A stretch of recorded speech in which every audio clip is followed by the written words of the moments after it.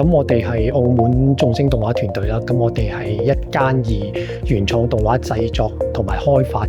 為主嘅一個初創企業。咁我哋係舊年啦，2025年參加咗澳門青年創新商業大賽嘅。咁參加比賽呢，其實對我哋嚟講一個最大嘅得着呢，係我哋入選咗總決賽之後呢，咁主辦方安排咗一位好有經驗嘅創業導師啦，咁一對一咁對我哋嘅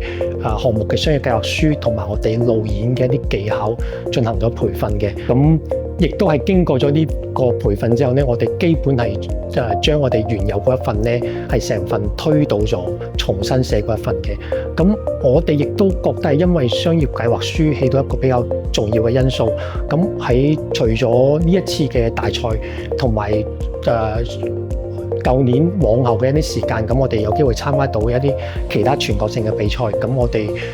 覺得好大關係，因為咗呢一份嘅商業計劃書。令到我哋獲得一啲比較好嘅名次同埋一啲好嘅獎項。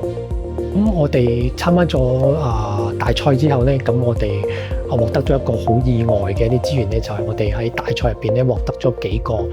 推送到其他一啲全國性比賽嘅一啲資格啦。咁我哋亦都好幸運咁喺推送呢幾個比賽入邊呢，我哋都獲得一啲比較好嘅名次同埋獎項啦。咁亦都係有呢幾個大賽嘅一啲曝光，咁令到我哋嘅項目呢係可以獲得到好多個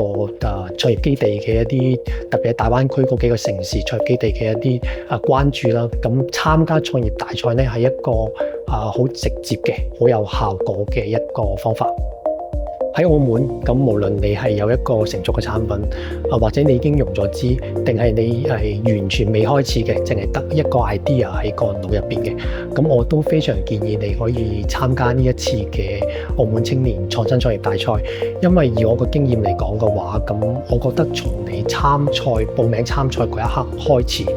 其實你已經係贏咗㗎啦。喺成個參賽嘅過程之中呢，係可以令到你不斷咁樣重新認識自己，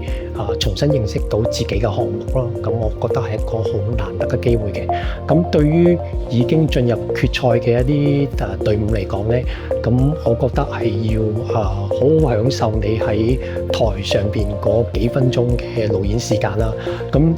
如果你之前冇任何路演經驗嘅話，咁一定係好緊張嘅，一定係好忐忑不安嘅。咁但係過咗之後呢，咁我覺得佢會成為你往後人生嘅一個好核心嘅一個記憶點。掃描二維碼報名及查詢大賽章程。